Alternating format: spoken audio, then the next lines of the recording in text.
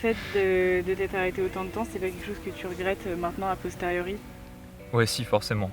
Les choix étaient pas faciles à prendre et c'est toujours a posteriori avec le recul que tu te dis ah bah J'aurais dû. ouais, ça c'était Ouais. peut-être un mauvais choix quoi.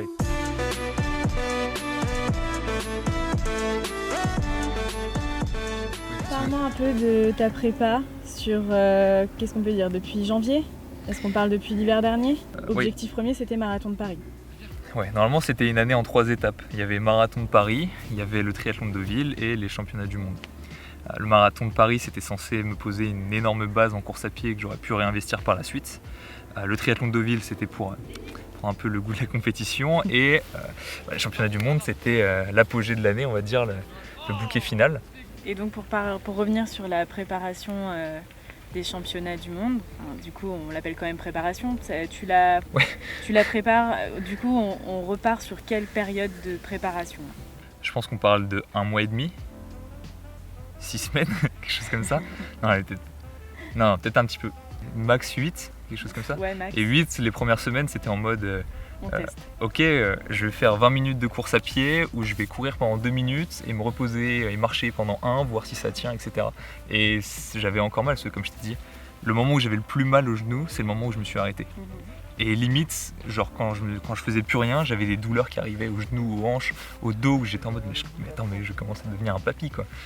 Donc en fait toutes les premières phases, les 3 premières semaines, c'était en mode réhabituer mon corps au sport et me faire comprendre que les douleurs que j'avais c'était pas lié à ma pratique et qu'il fallait surtout pas que j'ai en tête de me dire ah non, j'ai mal au genou, j'ai mal ci, j'ai mal ça, faut pas que je reprenne le sport, c'est pas le bon moment, il faut que je guérisse encore. Ça aurait été le pire des choses à faire. De psychologie en fait. Ouais, ça aurait été la pire des choses à faire. Ce qu'il fallait faire c'était justement reprendre et faire comprendre au corps qu'en fait l'activité physique ça déclenchait pas de douleur. Okay. En fait quand t'es blessé il y a toujours un problème de se dire ouais j'arrive pas à guérir parce que la solution miracle, elle se trouve dans les solutions que j'ai pas encore exploitées. Par exemple, jusqu'au marathon de Paris, je me disais ouais, de toute manière, quoi que je fasse, ça sert à rien de reprendre la préparation physique, ça sert à rien de ça sert à rien de prendre des anti-inflammatoires, etc. Parce que en fait, ce qu'il me faut, c'est du repos total. Et tant que j'avais cette possibilité, cette porte ouverte de me dire ouais, c'est le repos total qui va me permettre de guérir, eh bien, en fait, je m'investissais pas vraiment dans les autres possibilités. Okay. Alors que une fois que, au bout de 10 semaines, j'étais en mode bon bah non en fait c'était pas ça marche pas, la solution elle est pas ici, il faut que j'agisse activement dessus. À ce moment-là j'ai commencé à faire les choses vraiment à fond, à reprendre la préparation physique, à avoir un protocole intelligent et au final ça marche puisque aujourd'hui je peux me réentraîner comme je veux à peu près. Pour revenir sur la préparation, donc c'est 6 semaines, 8 semaines et en fait c'est allé un peu crescendo. Mon objectif de cette prépa c'était de faire un truc le minimum nécessaire pour pouvoir finir. Okay. Mais au-delà de ça, c'était aussi de réatteindre un niveau d'entraînement assez élevé, ou du moins le niveau d'entraînement que je considère comme normal, pour qu'ensuite, par la suite, après cette compétition, je puisse continuer avec le même volume d'entraînement. Finalement, tu repars sur des bonnes bases, et là, c'est les bases que tu es en train de construire. Ouais, c'est exactement ça. Parce qu'il y a 3 semaines de ça, quelque chose comme ça, peut-être pas 3 semaines, 4 semaines, j'étais en train de me dire, la question c'était pas est-ce que je vais pouvoir reprendre, est-ce que j'aurai un bon volume d'entraînement, etc. C'était plus en mode est-ce que je vais pas mourir sur les championnats du monde. Voilà, c'est ça. Parce que à l'époque, faire 1 heure à vélo, c'était encore la mission quoi. Ouais. J'étais avec la genouillère, quand je pédalais, toute mon attention était portée sur mon genou en mode est-ce que ça va, est-ce que ça va pas. Ouais, en fait, et puis surtout c'est pas le grand kiff quoi.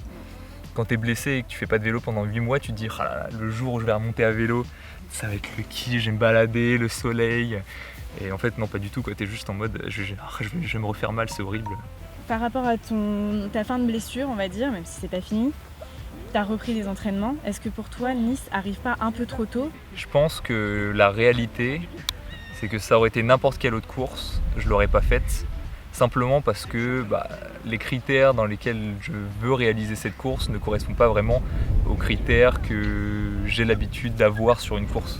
Par exemple, normalement, quand je vais sur une course, mon but, c'est de me dire, d'accord, je me suis entraîné, il faut que je vois si la progression que j'ai eue à l'entraînement se transfère sur ma course. Et c'est pour ça que je me fixe toujours un objectif de temps qui correspond aux valeurs que je trouve à l'entraînement. Chacun trouve un peu dans la pratique ce qu'il veut, c'est-à-dire que certains le font pour le plaisir, ils font une course parce que l'ambiance, parce que ci, parce que ça. Moi je le fais vraiment pour voir si j'ai progressé, parce que c'est en réalité c'est ça qui me fait tenir dans le sport. C'est-à-dire que là où je trouve vraiment mon plaisir, c'est à l'entraînement quand je réussis une séance qu'il y a quelques mois je n'aurais pas réussi. En compétition, si j'arrive à battre mon chrono de 5 minutes, 10 minutes, c'est là où je trouve vraiment du plaisir. D'accord. Et comment tu gères le fait de te dire que tu vas aller à l'épreuve de l'année en sachant pertinemment que tu n'auras pas la performance souhaitée et quoi qu'il arrive, tu n'auras pas du tout le chrono souhaité et justement cette progression, tu ne la verras pas comparée à ce que tu as pu voir pour la Turquie par exemple. En fait, c'est drôle parce qu'il y a toujours un décalage quand tu imagines quelque chose pendant hyper longtemps, parce qu'en fait au final l'année dernière, même quand j'étais à Marbella, j'étais déjà en train de me dire les championnats du monde ils sont quand même pas loin, ça serait hyper cool, ça serait un accomplissement en soi et quand j'y serai j'aurai 1 an de préparation, 1 an et demi où je vais pouvoir m'entraîner de dingue. Tu te fais tout un film dans ta tête où tu te dis le jour où je finirai au championnat du monde, ça sera le meilleur jour de ma vie, quoi. Et en fait, tu te rends compte que le destin fait que, tu finis, mais absolument pas dans les conditions que tu veux. C'est un peu le destin qui est en mode, alors, vas-y, tu y es, et maintenant, qu'est-ce que tu fais, tu vois? Est-ce que tu prends autant ton pied que tu aurais voulu? C'est un peu comme, en fait, l'Ironman. Il y a plein de gens qui veulent courir un Ironman et qui se disent que ça va être l'accomplissement d'une vie et qu'après, ils pourront s'allonger tous les week-ends en disant l'Ironman, c'était bien quand même. Alors qu'en fait, tu fais ta course, tu finis. T'es content d'avoir fini. T'es content pendant, 5 minutes et t'es en mode, en fait rien n'a changé, quoi. Genre, j'ai couru un Ironman, c'est cool, mais entre moi il y a 11 heures et moi maintenant, j'ai juste une médaille autour du cou, quoi. Et en fait, tu t'imagines tout un truc et quand tu y es, c'est pas tout à fait comme tu l'imaginais, quoi. En fait, là, cette fois-ci, ça va être la première fois, je pense, tout sport confondu, où je vais à une compétition mal préparée. Pas mal préparé, mais pas dans un but compétitif. Oui. Ce qui est drôle, surtout que c'est les championnats du monde, quoi, mais c'est l'une des premières fois où je vais essayer de me dire, ok, force pas comme un bourrin, genre va pas dans le rouge, parce que ça a plein d'effets négatifs qui se répercuteront après la course. Ne te donne pas trop et essaye vraiment de te concentrer sur le plaisir de te dire c'est dingue quand même, je suis sur la même course que des légendes genre Lucy Charles, Frodeno ou des gens comme ça, et vraiment kiffe le moment, quoi. Dis-toi que de toute manière, tous les gens qui se sont qualifiés sur des courses en faisant, pour 95% d'entre eux, moins de 4h30. Et aujourd'hui, à moins que les gens soient tous blessés, t'as aucun moyen de faire aussi bien qu'eux, quoi. Parce que là, sur la course, je sais pas combien je vais faire. Genre, je passerai jamais sous les 5 heures, tu vois, c'est impossible. Et de toute manière, si je le faisais, ça voudrait dire que je pousserais mon corps trop fort par rapport à ce qu'il est prêt d'encaisser. Parce qu'à l'entraînement, quand tu as un fort volume d'entraînement, beaucoup d'intensité, certes tu améliores ton niveau, mais en fait tu as aussi une capacité de récupération qui est différente. Et c'est aussi pour ça que j'ai pas envie de trop forcer, parce que plus tu forces, plus tu mets de temps à récupérer. Donc du coup, là tu vas t'imposer des limites strictes en te disant, sauf pour la natation où là juste tu vas nager à ton rythme, et ça tu le sens et tu sais le maîtriser une fois dans l'eau. Mais sur le vélo ou sur la course à pied, tu vas faire comment pour te dire... je sais pas, tu vas te dire à vélo je vais pas à plus de 35 km/h, tu vas faire comment? C'est à la sensation ou est-ce que pareil en course à pied tu t'es imposé une allure que tu ne dépasseras pas même si tu te sens bien? Ouais, à vélo je pense que ça va être assez difficile et assez simple dans le sens où en montée t'es obligé d'être dans une intensité supérieure à ton intensité moyenne, ça c'est une certitude. Surtout pour le col de Vence, c'est ça? C'est ça, et puis plus tu décides de lever le pied, plus tu passeras de temps dans la montée quoi qu'il arrive. Donc je pense que les 45 premiers kilomètres, je les ferai normalement. La seule différence se fera dans la descente, où normalement si tu veux être compétitif, la descente a le même enjeu que la montée, c'est-à-dire qu'il faut que tu pédales et il faut que tu puisses délivrer la puissance moyenne que tu essayes d'avoir en descente. Donc après, à voir si tu as un bon maniement de ton vélo, si justement les virages, etc., ça ne te fait pas trop ralentir, et si justement il ne faut pas relancer, tout ça. Surtout qu'apparemment c'est un parcours assez technique.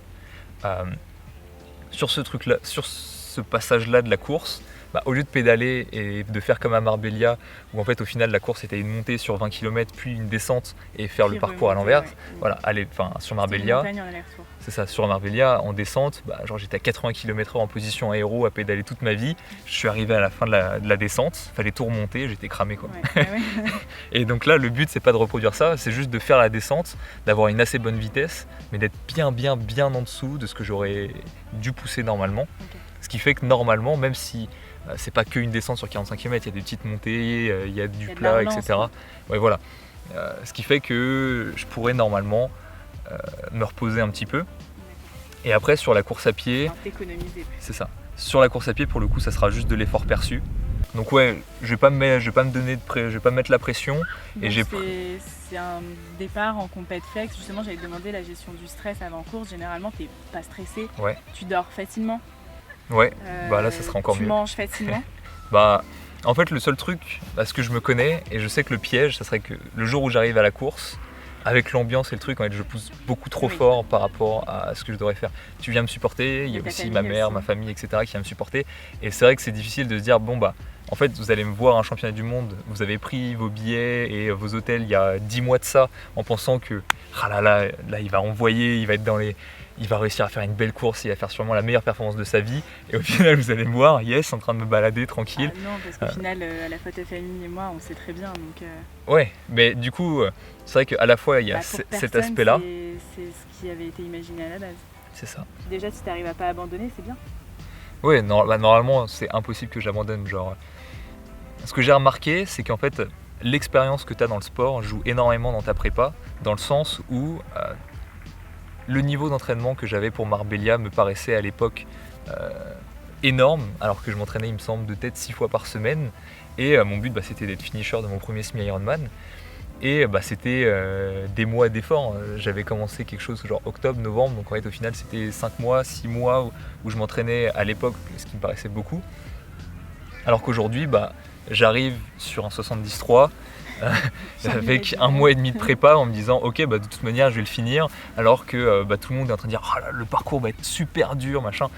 Simplement parce que je trouve que même à l'entraînement, je retrouve des bonnes sensations relativement rapidement. En fait, tu repars jamais de zéro, même après t'être arrêté 10 semaines. Après cette compétition, ouais. Tu vois la suite comment ?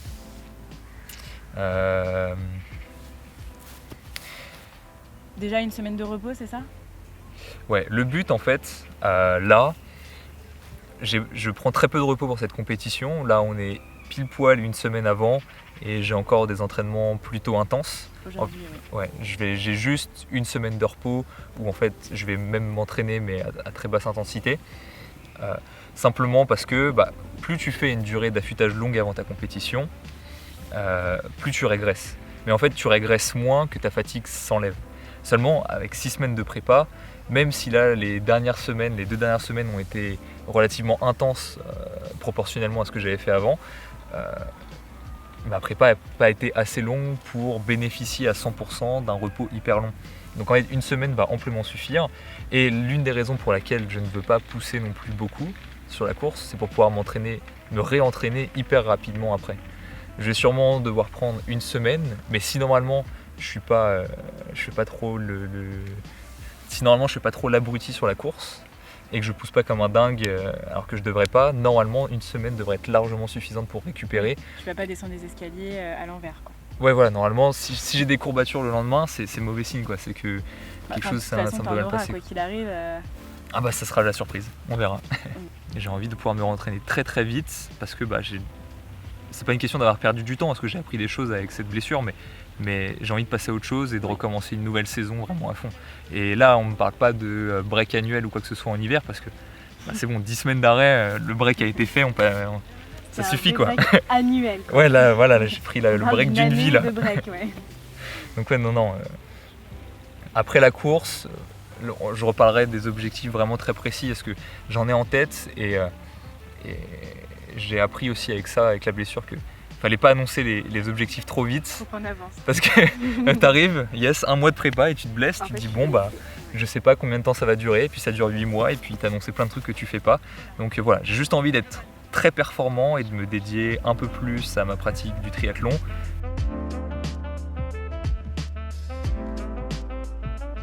Là aujourd'hui, sur cette course, je vais avoir beaucoup de supporters. Et c'est dommage parce que c'est l'une des courses où il ne faut pas que je sois performant. Donc il va falloir m'encourager, mais il va pas falloir me dire d'aller vite.